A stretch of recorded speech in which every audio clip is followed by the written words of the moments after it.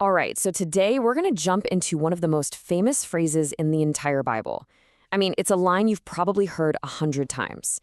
But what if I told you that our source material argues that hidden inside these simple words is a very specific three-step formula for receiving revelation?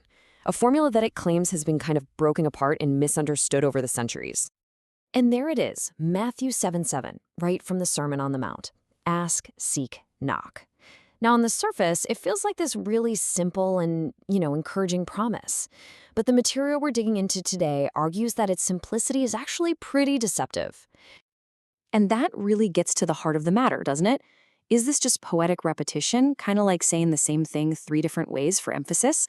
Or did Christ actually intend for these to be three totally distinct and sequential commands? To figure that out, let's take a look at our roadmap for this explainer. Okay, here's our plan. First, we're going to unpack this core idea that this is a three-step command. Then, we'll define exactly what each step in that pattern means. From there, we'll see how the source claims this whole pattern got fragmented, which led to concepts like instant salvation. And finally, we'll look at what the source presents as the restored, the full version of the pattern. So first up, the main thesis. This idea that what we're looking at isn't just a friendly suggestion to pray, but a very specific three-part command. The key concept here is intensification. See, according to the source, Christ is basically laying out a spiritual journey that gets deeper and more serious at each stage. It's not about just doing one thing. It's about progressing from prayer to pursuit and then finally to a divine encounter. Think of it like a ladder you climb, not just a single step you take. So, how does this pattern actually build on itself? Let's break down the specifics of each one of these steps, according to the source material. The pattern moves from desire to action to entry. You go from speaking to acting to arriving.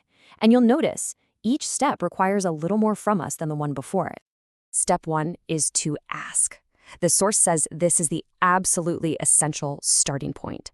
It's that humble admission that we need help, that the answers are somewhere beyond ourselves. It's the verbal request, the first critical act of faith. Then comes step two, seek.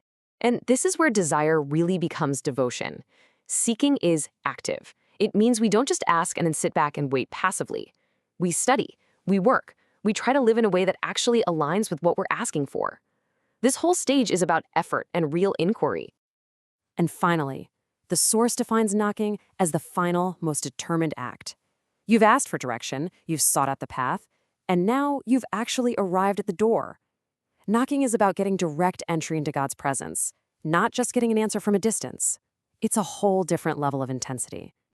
Okay, so if this is the complete three-part pattern, how does it stack up against Christian traditions that we see today?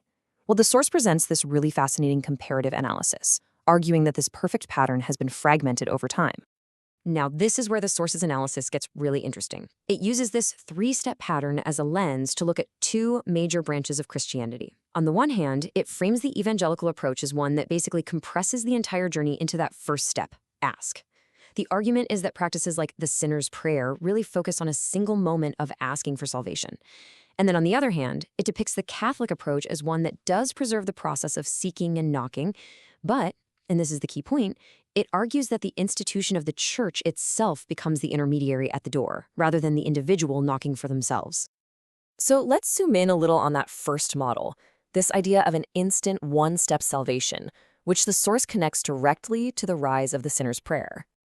This timeline really lays out the source's historical argument pretty clearly.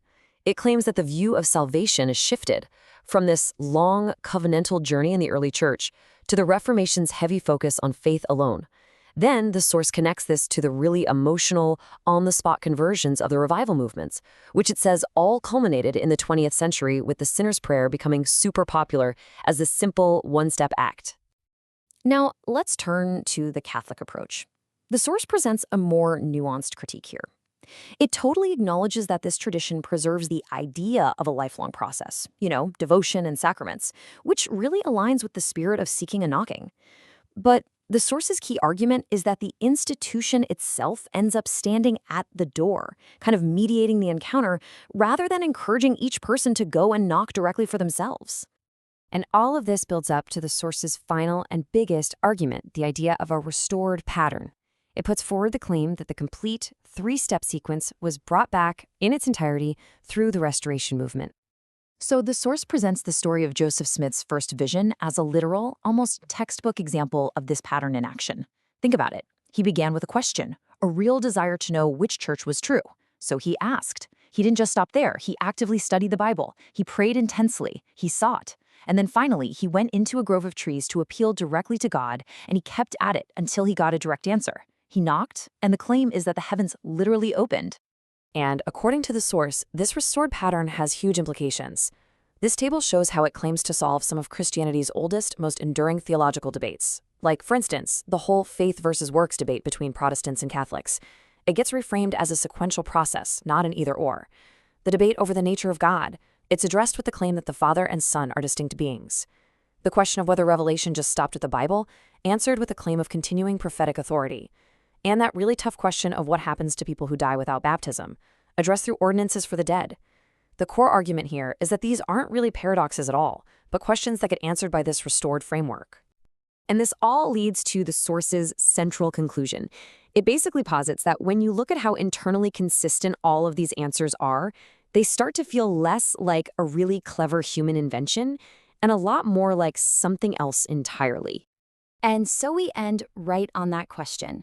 Was Joseph Smith, as the source describes him, maybe the most intuitively brilliant religious reformer in history, who just so happened to untangle centuries of theological knots all on his own? Or, as he claimed, was he a prophet who was restoring a divine pattern? The source leaves us with that choice: invention or revelation.